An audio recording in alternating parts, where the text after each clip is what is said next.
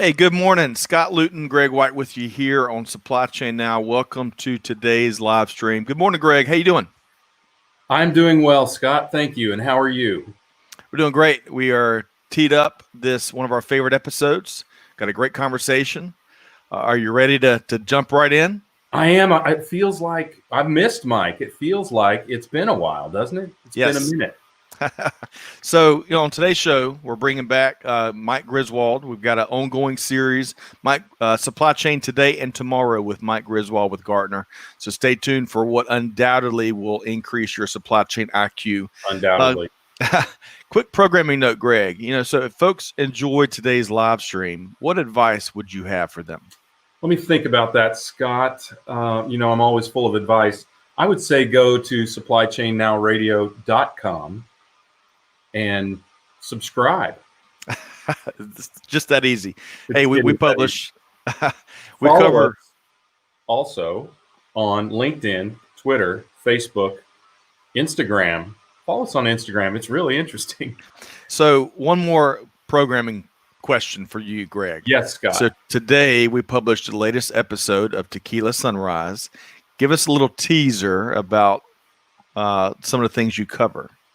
Well, I talk about some big deals that have been done. I play with my effects on my board a little bit, so you're going to get to hear double shot in double, and talk about some really big deals that are getting done. Acquisitions, big fundings, a really, really impressive out-of-the-gate investment. I didn't share this. This is for insiders only.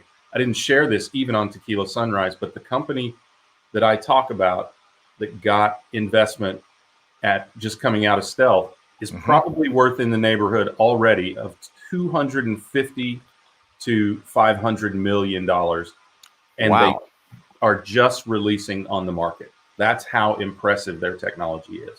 Okay. Well, I've listened to about 75% of the episode as I was knocking out some work this morning. Excellent stuff. I love your take. I love how you produce it. I love your because it's a perfect fit for your background. So a lot of good stuff. I want to remind our listeners that has its own independent channel now. So find that wherever you get your podcast from.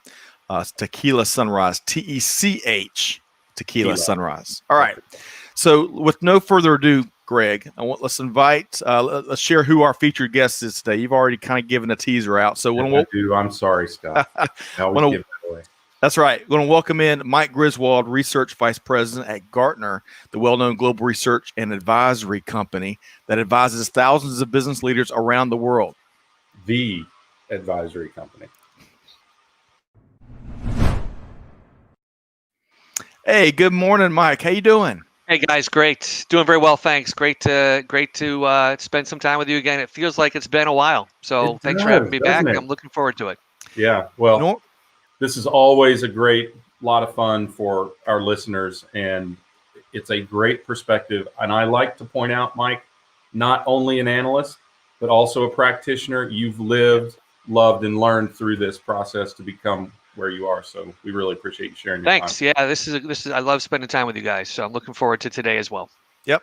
We just waited till the 30th day of the month. I know July's been kind of a crazy time for everybody, but we saved the best for last. All right. Let's hope so.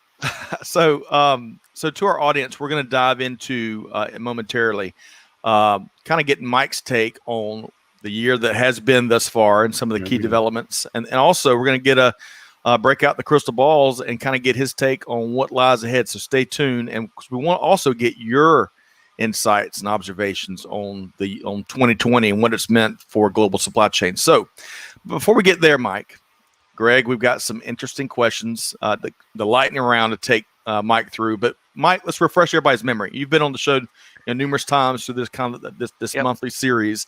But what does Gartner do, and where do you spend your time? So Scott, you said it very well.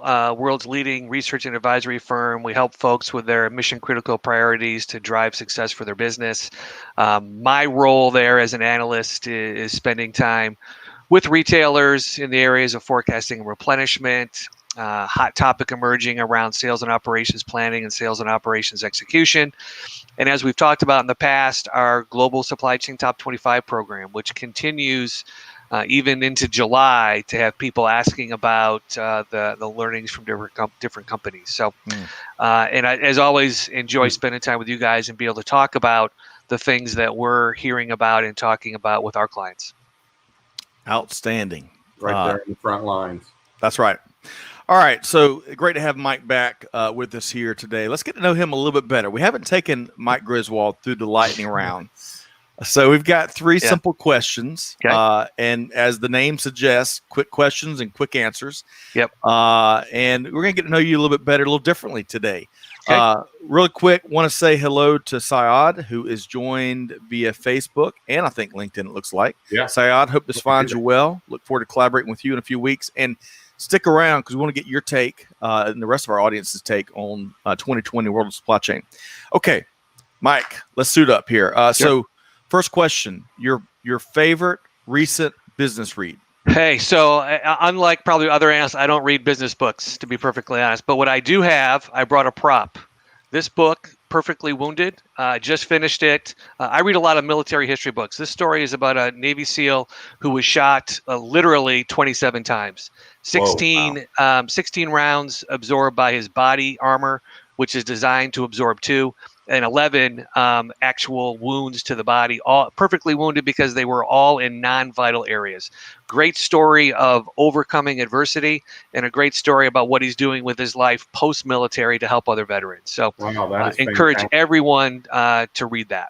Can you show us that again, Mike? Sure. Perfectly Wounded. It's written by ex-Navy SEAL named Mike Day. Got it. Outstanding. We'll add that to the list. Good stuff there. Yep. All right. Second question. Sure. What activity or hobby are you spending more time doing in 2020? Well, Greg will know one of them for sure. So my wife and I are spending a lot of time on the golf course, but I'm also doing a lot of running. I've stopped going to our gym for lots of different reasons, and I'm doing a lot of running. Did a half marathon last Saturday.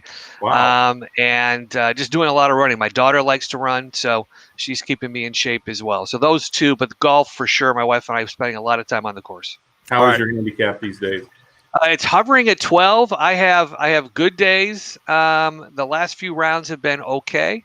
My goal is to try to get to 9 by the end of the year. So we'll see how that. I'm going to warn any of you when Gartner gets back to physical events, do not play golf for money with this guy. Thanks, Greg. I won't ask you the $1 trillion question, Mike, in terms of who wins between you and your wife. Yeah. I won't put you on the stand for that. That's an easy one. She does. So, yeah. That's right. Yeah. All right. Final question before we dive into global supply chain here in 2020. So in this work from home environment for the foreseeable future for so many, is there a gadget or a certain approach or process that's really helped make your days more efficient and productive?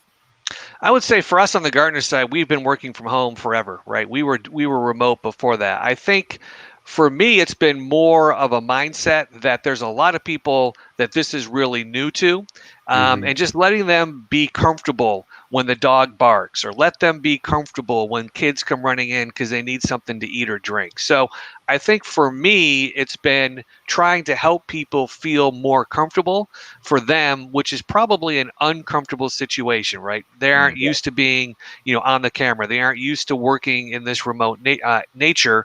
And having those disruptions, seems like a big deal to them. I just want them to know that it's not a big deal for us, right? We understand what people are going through who aren't used to working from home.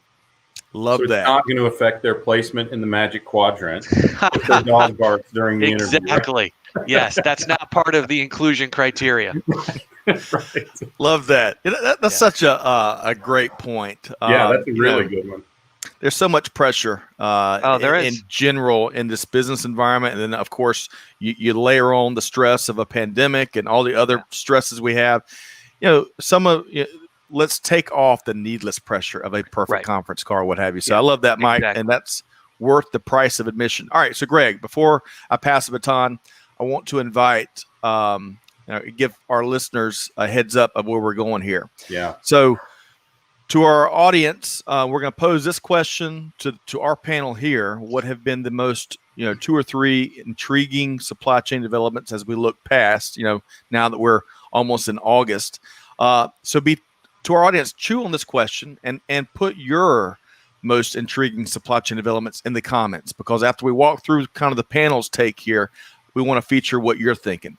So stay tuned for that. But Greg, first we've got to pick Mike's brain, right? Well, yeah. I mean, our theme, right, is where have we been and where are we going?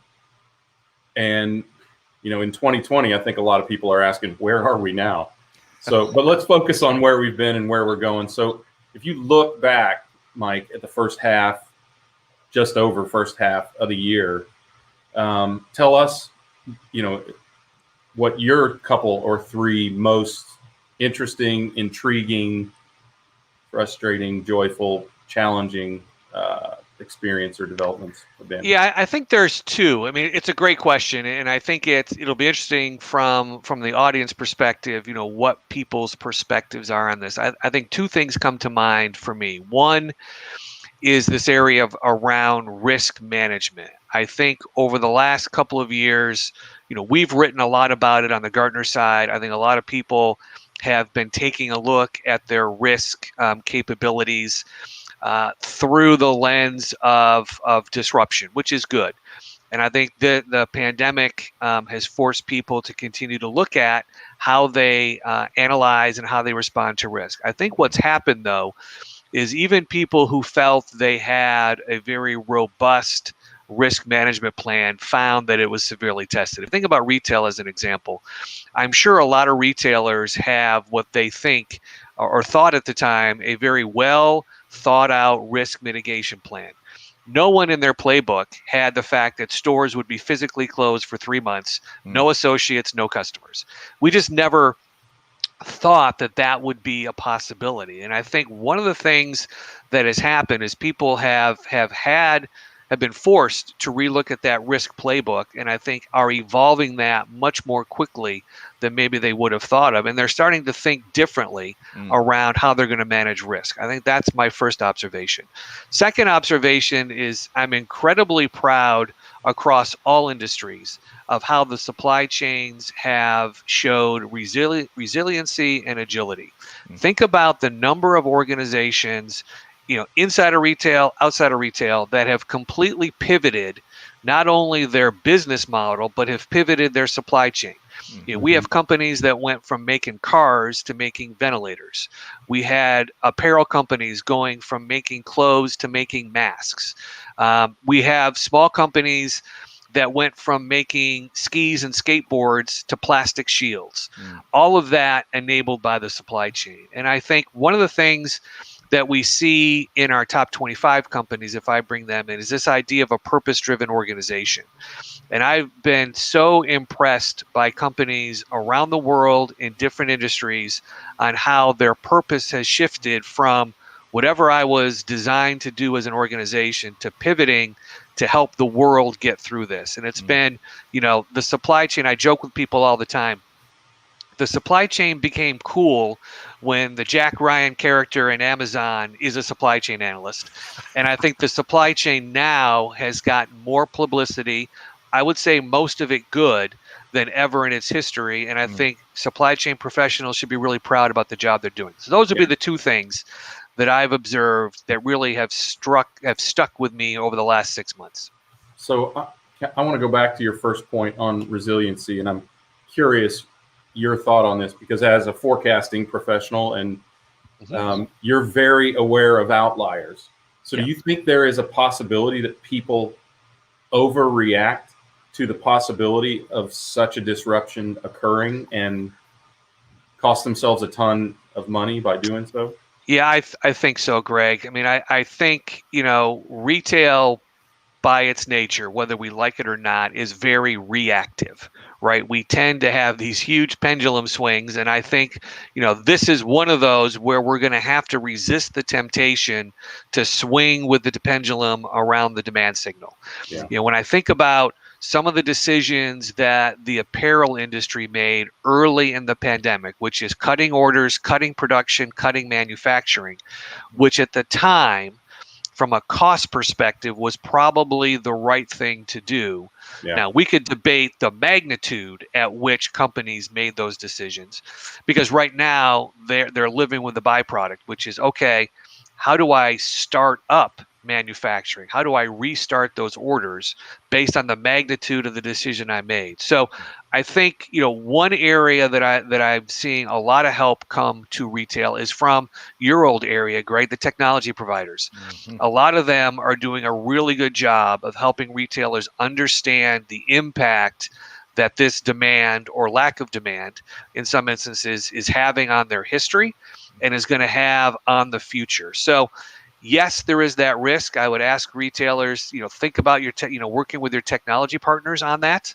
Mhm. But we also, I think, have to prepare ourselves. If I segue maybe briefly into what might be ahead, right? At the rate we are going, right? I don't think it's out of the realm of possibility that we start to see more shutdowns or a return to shutdowns. Yeah. Now, we have some history around that, right? Which is, Yeah. I guess, a good thing. But it's putting this all in the right context and the right perspective, I think, for retailers moving forward. That will be really important. Thank you. I appreciate you. Let me launch a third question. Right? I can't help but go off script. Not that we really have one. Right, Scott, exactly. not that I would follow it anyway. Scott, I'd love to hear a couple or three, however many you have, observations or developments that have particularly come to light for you. Just one, and I think it's a really important one. The heightened focus on worker safety, employee safety, team safety in the supply chain workforce. Of course, it was essential. We all know why, where it came about. But regardless, I welcome it. It's long overdue, and I hope it stays and it's permanent, because it really needs to be.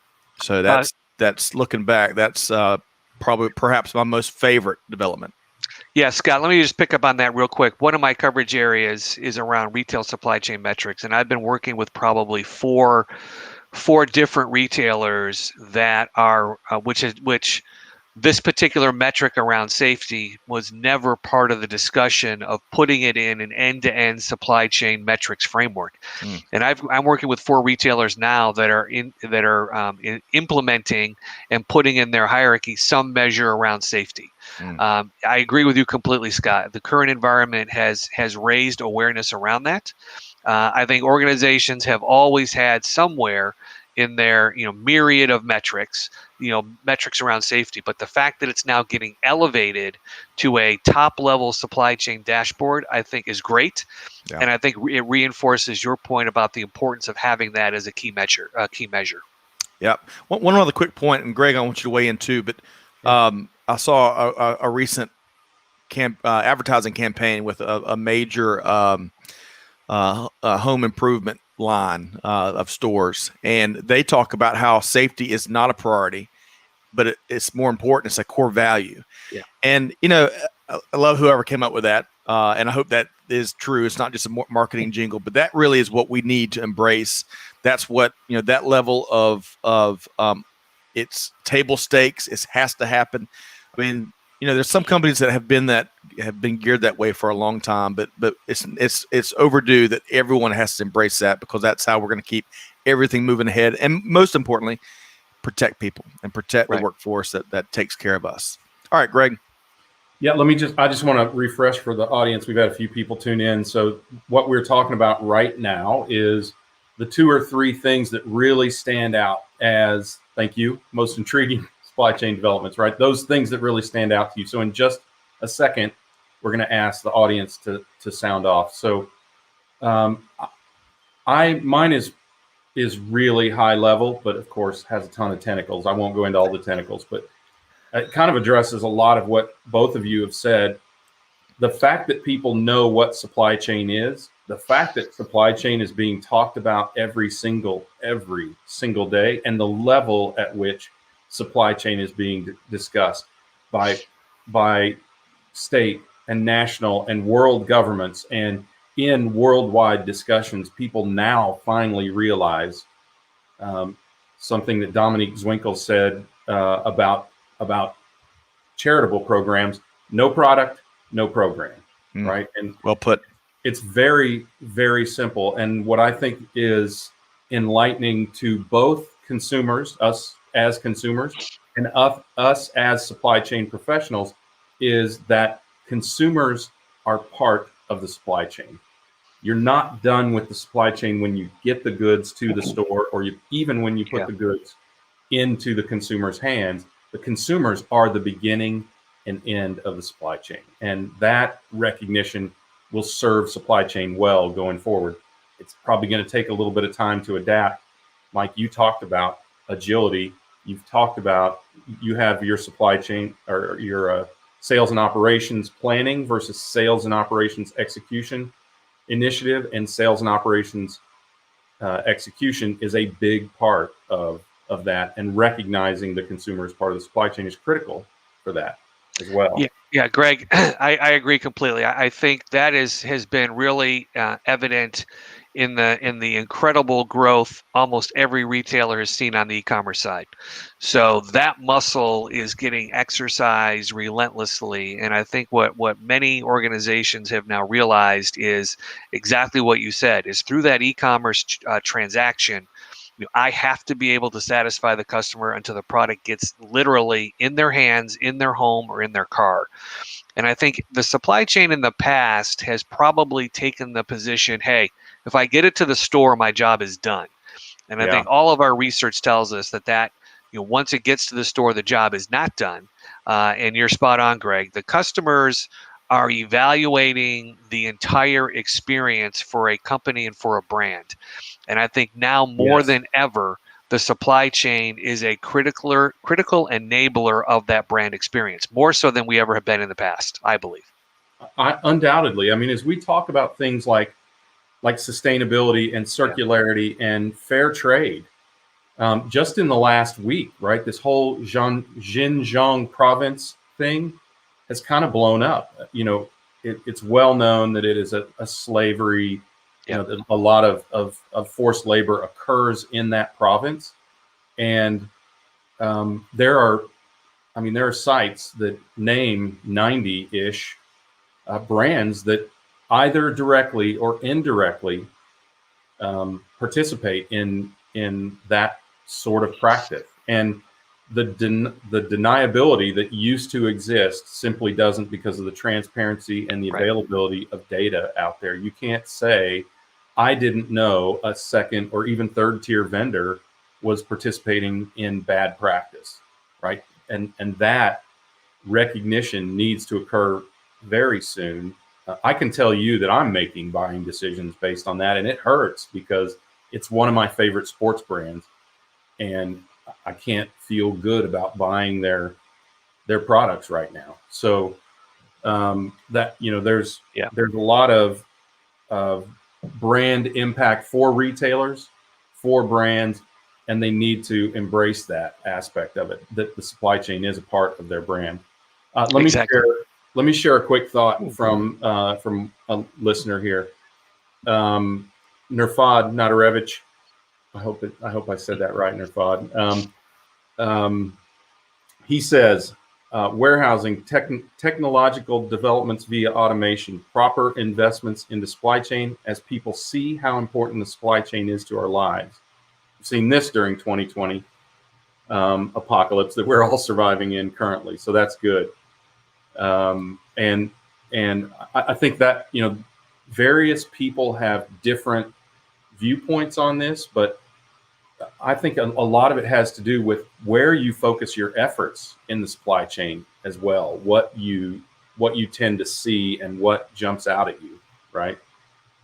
You have a great retail perspective, and you see it on the front line. So go ahead, Mike. Yeah, I agree, Greg. I think the automation observation is a really good one. We're seeing more and more folks look at that. One of I mentioned early this idea of purpose-driven organizations.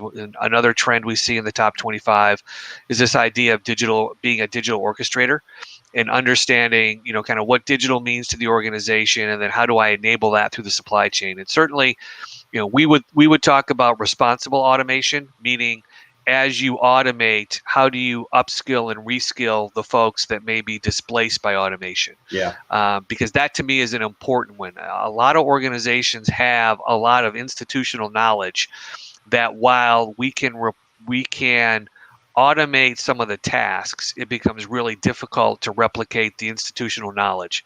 And I think organizations have to find a way to retain that institutional knowledge, even as we go through this period of automation. I've thought about that quite a bit, because the massive generational change that's occurring in the workplace in general right now, there a lot of the knowledge. I mean, you and I have faced this working in the industry that we've worked in, planning and replenishment and forecasting and merchandising. A lot of that knowledge is inside of people's heads, and we need to capture that knowledge. One of the great concerns I had was our ability to capture that knowledge before all that knowledge walked out the door, retired, left the workforce. I think AI is a great vehicle for capturing that. I also think, and I'd love to get both of your takes here. Thanks for joining us, Scott. We're having weather here in Atlanta. But I'd love to get both of your takes on this, and that is, one, automation, as you said, responsibly deployed, and technology responsibly deployed. I think it is more necessary than replacement, because the workforce will be ever smaller, starting with the retirement, the eventual retirement of the baby boomer generation. And we need to capture a lot of that intellect, and we need to embed it into technology, because the generations coming in are not as interested in doing those mundane, repetitive, or as you've both talked about, unsafe jobs. And that's where I think automation really, really participates and elevates, as you're talking about, Mike, elevates humankind to be able to do those jobs that we're better equipped for. Yeah, I think when we look at kind of the continuum across this area, what we look at is automation has a place in those highly repetitive, volume type of activities that you don't necessarily need advanced analytics to do, like picking from a robotic perspective. We also see, though, to your point, Greg, around the institutional knowledge, we also see, when it comes to machine learning and AI, a very deep stage that I think we'll be in for a while, which is augmentation, which is, hey, we're learning this around the data, but I need you as a subject matter expert to augment that to make a better decision. And through that augmentation, the models get better, but we are still going to need that augmentation. And I think that augmentation is an area that we will continue to need for quite some time. Yes, we will continue to iterate on the automation piece, but I do not, especially in retail and the nuances of retail, I foresee the role of augmentation being around for quite some time. And that's, to me, where the subject matter expertise adds the most value, is when we're augmenting some of those decisions. Agreed. Scott, what are you thinking? Well, I'm thinking we do have some storms. Sorry to drop out on y'all. I tell you, I think it's really interesting. I'm not sure if you mentioned this while I was gone, but the meat industry and the automation in that really tricky, I would call it an artistic industry, because some of the folks I've met that have been in that industry, I mean, they know how to make certain cuts. That number one is very dangerous, but number two, to maximize the amount of meat off these carcasses, and it's an artwork to it. And so when we see the meat processing industry embracing automation, I mean, that is so telling. So we'll see the months ahead. It's all in the details and application, of course. But Greg, we saw it's been a few weeks since the Wall Street Journal published the deep dive on meat processing and how they're embracing automation. But early returns is that the yield are really close to the skilled human workforce that drives that industry. So it'll be really interesting to see in the months ahead just how much further progress is made. Yeah, I agree. I think we have to think of automation, and particularly AI, Mike, as you're talking about the informing of the AI by the functional experts, subject matter experts, is important to understand, because I think people misunderstand AI somewhat. They think of it as a NASA scientist, but the truth is AI is a child that needs to be taught over and over again in order to reach the level of competence that human beings have. You know, I work with this company, Verison, that is doing away with data cleansing. It's pretty cool technology, but the way that they do it is they present it. Here's what we think about this piece of data, right? It either does or doesn't match this other item, let's say. And a human being intervenes early, and the technology learns, right? Because it can't make that decision without the perspective of the knowledge of the subject matter expert. So you're dead on there. And I think when people recognize a couple of things, they feel a lot less threatened by technology. Frankly, I think that feeling threatened by technology is predominantly by the workforce that's exiting the workplace anyway.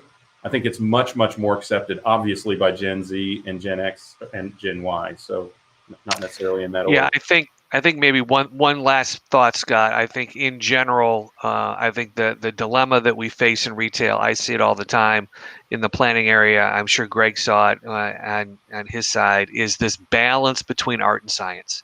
And I think we've got the meat is a perfect example where I think over time we have been led to believe that there is an art to that, and there is, right? I'm not saying that there isn't, but I think retailers moving forward, they're going to be the most successful, are going to be able to challenge what has always been seen as an art with a little bit of science, and bringing back to this idea of augmentation, right? Let's use the science to augment the art.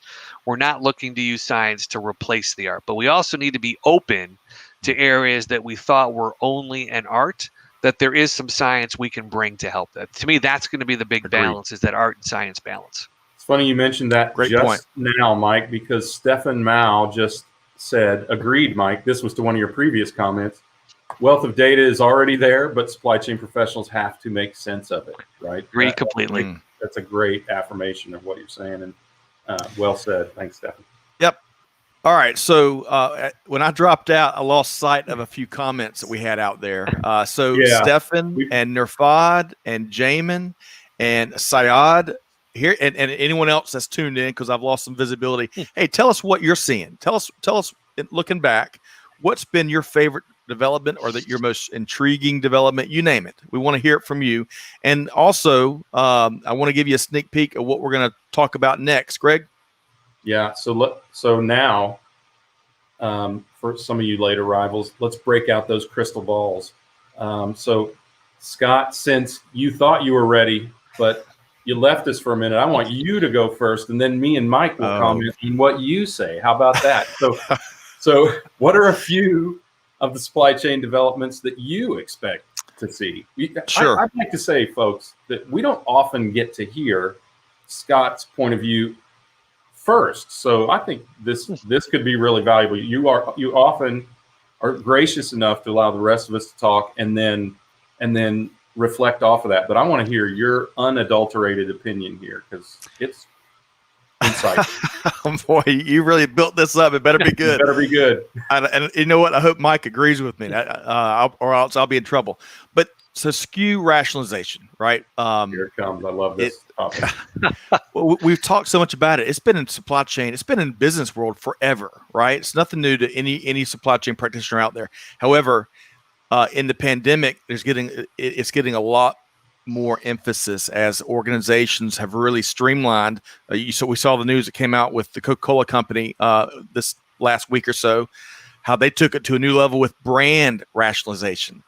So a lot of organizations, a lot of manufacturers, a lot of CPG companies, you name it, they've really streamlined their efforts so they keep core product on the shelf, because we had a lot of disruptions with supply chain.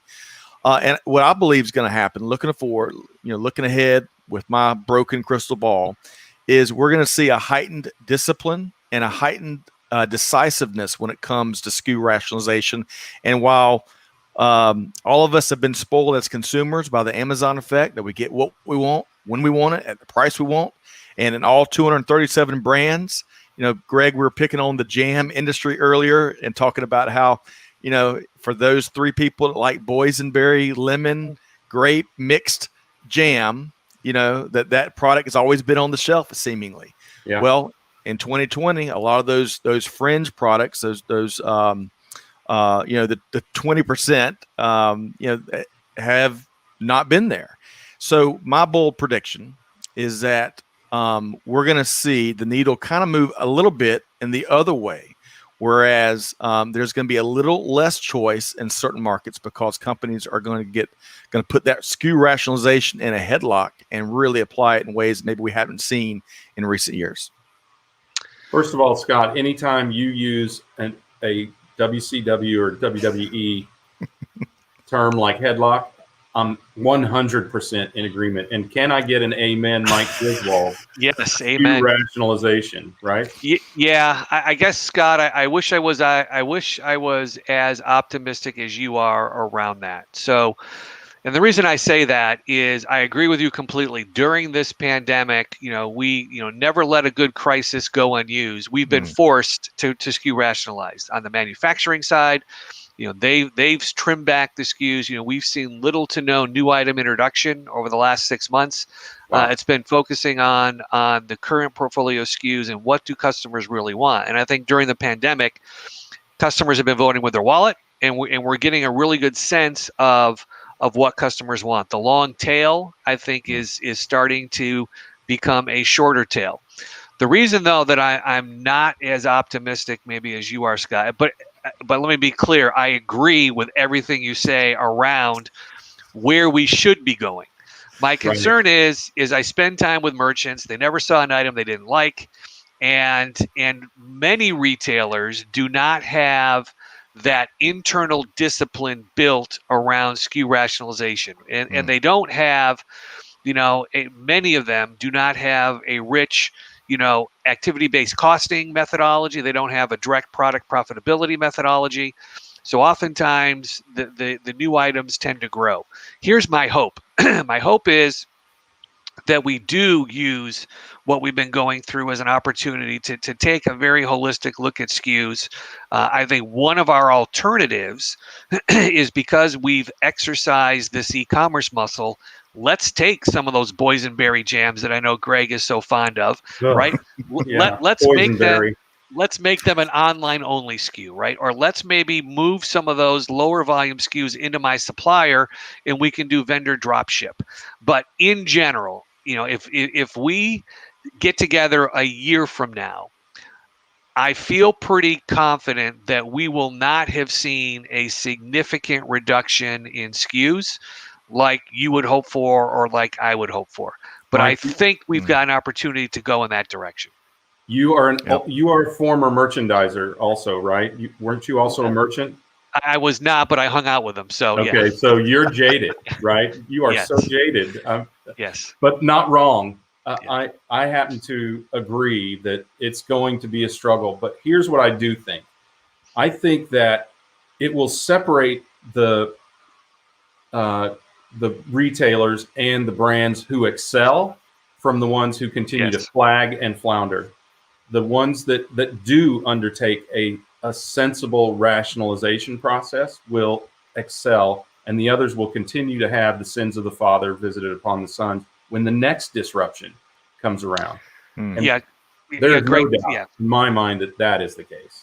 Yeah, Greg, that's a great point. I mean, I think if you think about the bottom line impact, the positive bottom line impact that happens through SKU rationalization, you're exactly right. There will be retailers that said, hey, we need to continue down this road, and it will continue to drive profitability for us. You'll have others that will kind of revert to their old behaviors, and they will struggle. And the point you made about the next disruption is spot on, right? I think we all have to recognize that disruption is the new normal for us. We've been talking about this for 2 years at our supply chain conference.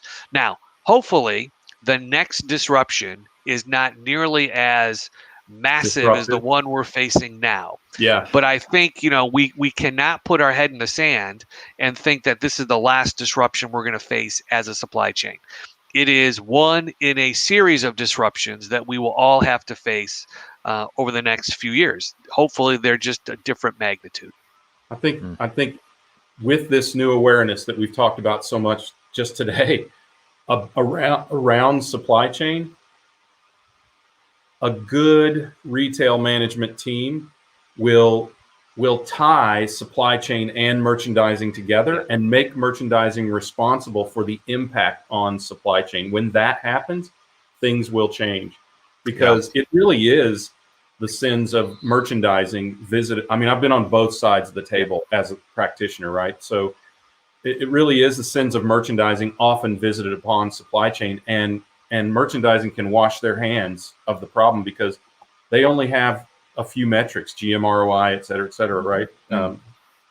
But if they have responsibility for the costs to the supply chain of their decisions, then things will change. Ultimately, you get not what you manage, you get what you motivate with cash money. Yep. Nice. Agreed. And if we change the bonus structures of merchants, we'll start to see some changes. Agreed. All right. So while I'm still here, can I share a couple of observations from our audience? We should let you talk more. In case you. All right. I may drop off. We have a very unstable situation here from a tech connectivity. Houston, we have a problem. Right. All right. So Stefan says, from his accounting perspective, and actually Stefan, as one of our insiders, will be joining us on an upcoming live stream in August. So looking forward to that.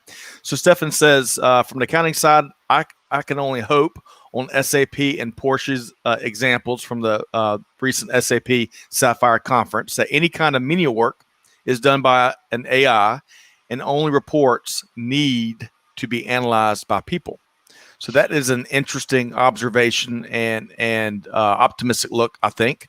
And then Nerfod says that in distribution, drones to help with the handling of materials inside the warehouse to avoid the human factor or to avoid or minimize workplace accidents. I love that, Nerfod. Yeah. Technology and automation by prioritizing the well-being of the workforce, right? We talked to so many robotics companies, right? We talked to Jeff Cashman with Gray Orange this week. The company that I was talking about, that we talk about on Tequila Sunrise, is robotics for fulfillment. So it's an interesting perspective of just how much they can enable human robotic collaboration. Yes. And one quick comment, Mike, before you weigh in on those two observations, is, as we've talked about, automation is going to open the door of opportunity for members of the workforce that want to take that step forward and learn more and make more. If you want to cling to those repetitive tasks, those are being automated. But if you're willing to embrace more, there's going to be a world of opportunity out there. All right, Mike. Yeah, I think both of those observations are spot on. I think if we look at the first one, definitely from a Gartner perspective, we see more and more movement towards this idea, while not new, becoming more practical, which is exception management, right? And AI moving us towards the ability for the humans to be involved back in that augmentation discussion we have in the exceptions.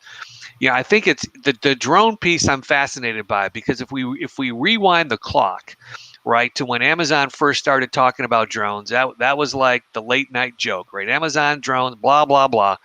Well, now, just the fact that concept was even raised, and while we may not be where we thought we might be from a delivery perspective, the idea of using drones in the workplace to cruise through a warehouse to do things like cycle counting, as an example, to be able to do other of those activities that maybe are stressful for a human to do.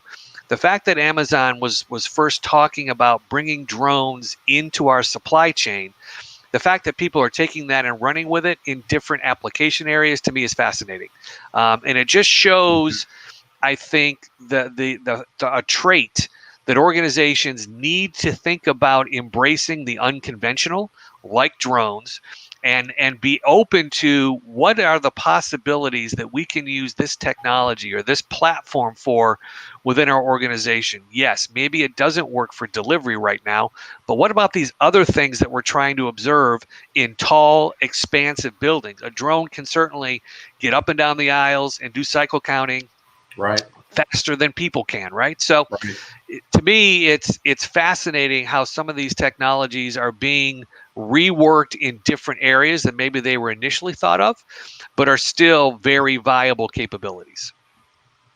Love it. Excellent. So go ahead, Scott. Real quick, Jamin also, I think it was Mike that talked earlier about how some of these SKUs will be moving to online only. Yeah. So Jamin really agrees with you as well. So Jamin, great to have you here with us. All right, Greg. I have a question for you, Mike. It just sort of popped into my head. There's probably a more appropriate time for this. It's not that kind of question, but what I think about is that there is so much valuable information that you and your fellow analysts share, and often you have to be a member to get any kind of depth of analysis out of Gartner. Is there some sort of vehicle that you all use to even share snippets? Because the snippets of the deep analysis that Gartner does is really, really valuable. And I think based on the discussion I'm seeing over here in the comments, I'd love for people to know how they can get any level of knowledge. Great question. So yes, so certainly, as a company that's publicly traded, we're looking to make money, right? So clients have the most access. I will tell you, I am not a good example of this, but we have a ton of analysts on the supply chain. Tom Enright is probably the biggest on social media, and they're posting snippets of their research in LinkedIn and other places all the time. So if people, want, more insight on the things that we're talking about and writing about, LinkedIn is probably the place to go, right? Find a Gartner analyst that you like, not that you like personally, but that you like from a content perspective and what are they writing about, and follow them on LinkedIn, because, I don't do that only because I'm not a social media person. But I definitely am the minority in the Gartner population. So that, to your point, Greg, people that want to get a glimpse of what we're talking about, what we're writing about, pieces of research, LinkedIn is the place to go, because most of our analysts have a pretty strong presence on that platform. Yeah, it's a great question. And Tom Enright, talk about insight into retail and circularity and returns and sustainability and a ton of other topics. Also, somebody, if you play golf with, is somebody you should play for money. All right. So we have a couple more comments from our audience here, our esteemed in the know audience. Nerfad says, overall, as again, we're breaking out the crystal balls, looking ahead. He expects better algorithms to decrease overstock or supply issues. I think the algorithms will get exponentially better in this decade. It might even be scary how accurate it will be. Yeah, that's a great observation. I think that is probably from a scary perspective. I think there are other industries that probably need to worry about that more, because they don't have the variability that we have in retail. So think of, someone that makes chips, right? Computer chips. There's volatility, but there's not the volatility that we see, say, in retail with things like weather and promotions and social media influences and all that. So I agree completely. The sophistication of the algorithms and of AI and machine learning is only going to grow, but I still come back to there are nuances to the business that we probably will never be able to teach a machine, and therefore we are always going to need. Now, we may not need as many people with subject matter expertise, but I think we're in retail. We are always going to need some subject matter expertise, at least what I see in the foreseeable future, to help with these types of technologies. Because to your point, Greg, and the example you gave around data cleansing, right? Those happen all the time, every day. Right. And if it's not this widget, it's that widget, and there will always be a widget that we don't know everything about. Yeah, great point. I totally agree. All right, so let's read this thing from Jamin, but also Tom, Mike, now you got me on Tom Enright, Mike. I've got more hair than Tom. Undoubtedly, and better short game. I want to get back around after we talk about this comment from Jamin. I want to get back around to your crystal ball insights for 2022. So, yep. One last comment here from the audience. So, Jamin talks about back on drones. So he agrees with both Stefan and Nirfad. He says, I do think that at one time, people's fear of drones was a limiting factor, but now there's an appetite and a fun aspect to actually wanting them involved in our lives. Not as much anecdotal fear around them, in his opinion. I agree. I think now that, drones, the public can now get drones and play with them. And I think that really has created, agree completely, a lot of interest and excitement around that. And then people applying that to their own jobs and where does it fit in? So I agree completely. Yeah. All right. Let's hear your crystal ball predictions for 2020, Mike. Yeah, I've got one. I've been thinking about this for a while, and part of it has emerged as I've talked to top 25 companies as we've come out of that top 25 season. And one of the things, and it piggybacks on, Greg, what you said earlier about the amount of visibility the supply chain has been getting over the last 6 to 9 months. As I look forward to the next 6 months, I think organizations that are going to succeed in the long term are going to have to fundamentally shift the paradigm around their supply chain. Supply chain needs to move from it's a cost, it's something we have to have, to a competitive weapon and a strategic differentiator. If you look at organizations, I'll stick in retail, Amazon and Walmart, their supply chains are competitive weapons. They are. We had, one of the early guys at AMR said Walmart was a supply chain company that happened to have 4,000 stores. Right. And I agree with that completely. And I think as you look at organizations, that have been able to pivot, as we talked about earlier, the ability to see your supply chain and probably more importantly, want your supply chain to be a competitive weapon, to be what the tool that differentiates you from everyone else in the market. To me, that's what I see happening moving forward. And companies that are willing and able to make that commitment and, importantly, investment, which means we have to invest in the supply chain. To me, those are the companies that are setting themselves for long-term success. Companies that continue to see their supply chain as a bunch of buildings and a bunch of trucks that have stuff, I feel their life expectancy is fairly short. Right? You need to evolve that supply chain to be a competitive weapon. Undoubtedly. Yeah. A strategic differentiator. Yeah. Right.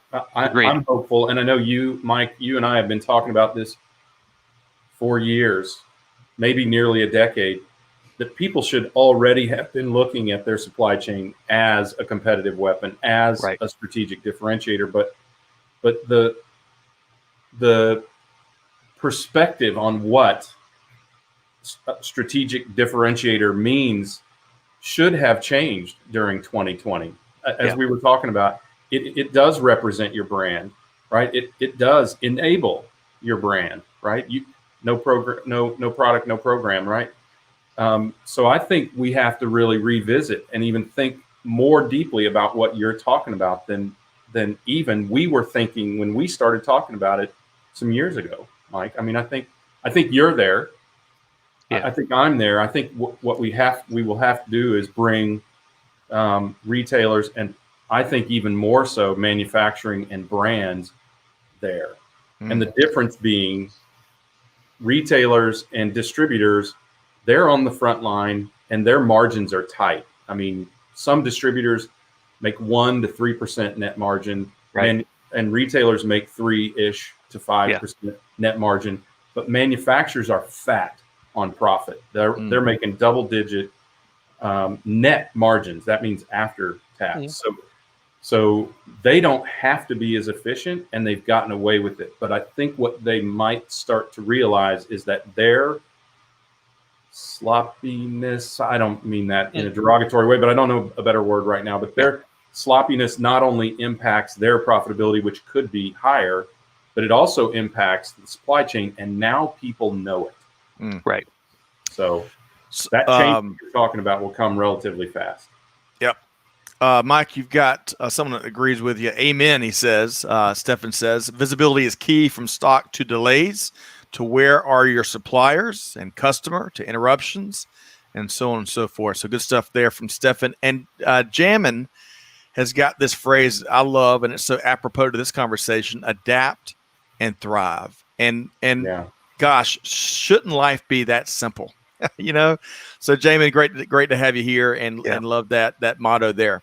Okay, because I am very nervous about our connection, we're going to move to wrap up here. And as much as I'd love to get back to everyone else's comments, we're going to start to kind of wind things down. All right, so Mike, Gartner, as you and Greg have already established, and as most folks in the know, is a wealth of resource, right?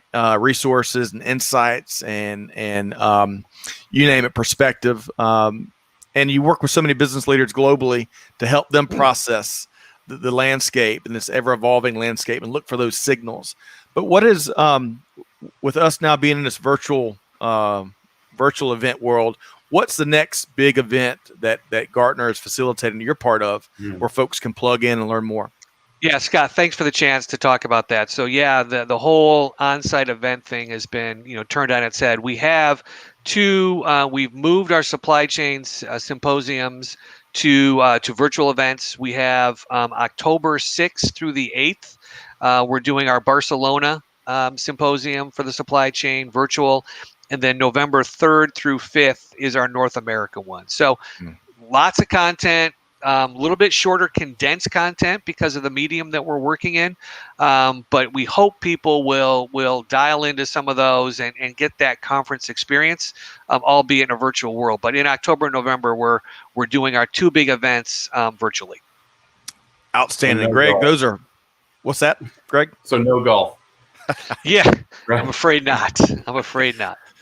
Well, Greg, as we've had this monthly conversation with Mike, we really enjoyed here recently that the Supply Chain Top 25 list, which is one of the resources that are out there that Gartner offers up to the business world. But there's no shortage. The hits keep coming from Mike and the Gartner team, right? No doubt. And that top 25 list, regardless of who you are or what size you are, is a great resource because you don't have to be a member. Those are all public companies, and you can often see what they're doing to improve their supply chain, scale it, or select it based on your size or type of company, because they are retailers, they are manufacturers, they're CPG brands. And if you're in any of those industries, you can utilize that. I mean, I think you can utilize it cross industry, frankly. Right. A lot of Agreed. that. So that is a great resource and a great service to the community. Agreed.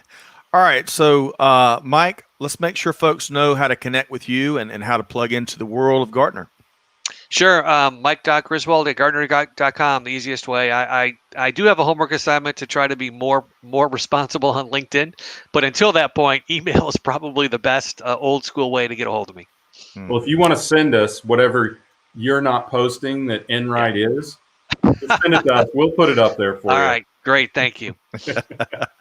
All right. Well, hopefully our audience has enjoyed this disruptive episode with Mike Griswold and Gartner. Mike, we've really enjoyed it, and we look forward already to next month's appearance. Thanks so much. Me too, guys. Thanks a lot. Be safe. Thanks, Mike. All righty. All right. Greg, sorry to disappear on you. I hated to not just leave you hanging, but I hated to miss what else Mike had to share for those 5 to 10 minutes. Mike and Nirfad, we had Nirfad really kicked off the conversation. A great conversationalist, by the way, who has his own podcast now. So I'd encourage you to listen up. But yeah, always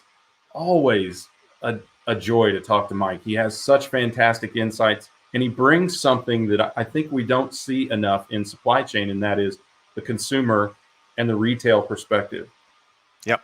I think as we think about supply chain, so many people's first thought is manufacturing, right? It is the big manufacturers, the big brands, and that sort of thing. We have to remember that the dynamics, as Mike was talking about of supply chain are dramatically different. Yeah. For Well put. manufacturers and brands than they are for distributors and retailers. And the economics are totally different as well. So it's worth studying all of those disciplines independently. Well, I think the word of the day could be sloppiness. I like how you put that, because I'm gonna make a lot of friends, am I? Well, no, I looked at it kind of just from a general business standpoint. How often do folks mail things in because it's how it's always been done, and you're leaving margin on the table, even cash on the table, and whether it applies to manufacturing or other. I mean, so that's how I took it, and I think that's how you meant it. But well, and it impacts the downstream supply chain as well. It impacts those distributors and retailers of those products. So and the consumers, frankly. So it's worth the effort. Yes. Again, that goes more to the brand impact of supply chain than the cost saving or cost creation aspect of it. Yep. All right. So Chris Barnes says, hey, some are trying to replace inventory with information and visibility. So good stuff there from Chris. And Jamin. Right on point, as usual, with a simple, concise statement. Right. Right. And Jamin says, but hey, wait, supply chain is boring. Why should it get more attention and visibility? Chris Barnes, giving Chris Barnes a little hard time because Chris leads Supply Chain is Boring and hosts that. Right. And Jamin says supply chain can be a competitive advantage or a real liability. Good stuff there. Point. Yes.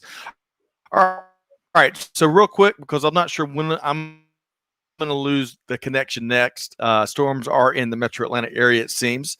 And if you drop out, we want to invite. That's right. All right. So everyone, really thanks for sticking with us and kind of rolling with the punches here today. I hope you enjoyed Mike's perspective as much as Greg and I both do.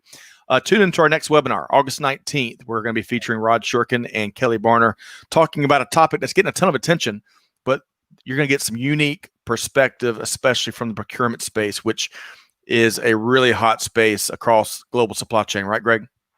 No doubt. Yeah, I mean, how do you escape it at this point, right? And it's great to hear that. It's great to hear those terms all used together. It's important that we integrate all aspects of supply chain, right? Yep. Good stuff there, Greg. And good stuff will be here on August 19th. So for that webinar, and really for any of our other programming, live streams, the new Tequila Sunrise series, we're going to be dropping new pretty soon. You're in episode, what, 6 or 7 was released? 6. Released today. Yep. Released today. And it is a good one.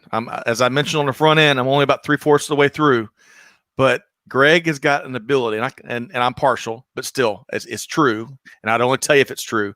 But Greg's got an ability to cut through all the noise, cut through all the PR and the spin, and get past what everyone wants you to think and get to the heart of the matter. And so I've really enjoyed it, Greg. I've enjoyed that. I've enjoyed Supply Chain is Boring. Chris always delivers, and he gets some really neat guests. We've got a couple new series that will be kicking off soon. Jamin, we're really excited about a logistics and transportation focused series. And of course, produced in a way that only Jamin can bring to the table. Right, Greg? No doubt. Big smiles and big info. That's Jamin's way. That's right. So regardless, if any of these things appeal to you, you can go to the one clearinghouse, the repository, supplychainnowradio.com. If there's something that you cannot find, something we've talked about here today, feel free to shoot our CMO a note, Amanda@supplychainnowradio.com. Wait 1 second, Scott Luton. Okay. Too humble to say it, but let us not forget This Week in Business History, your weekly look at what's going on in business and tracing the roots of certain businesses. And this week, it is smoking. It's all about the cannabis industry. I'm telling you, listen up. It is a great show. It's fascinating. And Scott goes into the history of why weed became illegal to begin with, because it wasn't always in the States, and how that has impacted how the industry is managed today, and the unbelievably complex regulation that impacts the industry today. So that is definitely worth a listen. This Week in Business History also has its own channel. So subscribe wherever you get your podcasts and listen up. Gosh, Greg, I ought to hire you for a promo, man. You've got a knack. I love it. But you know what? We love. Anytime you're talking about weed, man, I'm engaged. I wasted my youth not getting wasted, but that doesn't mean I don't think it's fun. Well, you know, we love what we do. We love not only producing the content that hopefully helps people process the world better and more effectively and more successfully, but you know, we love engaging. And then today, although I missed a good 7 minutes of it, to hear the comments and see the observations and the jokes that the audience brings to the table from the Jamins and Steffens and Nerfods and Chris's of the world. And Amanda, you know, it really is so rewarding, and we really appreciate the audience's participation and engagement.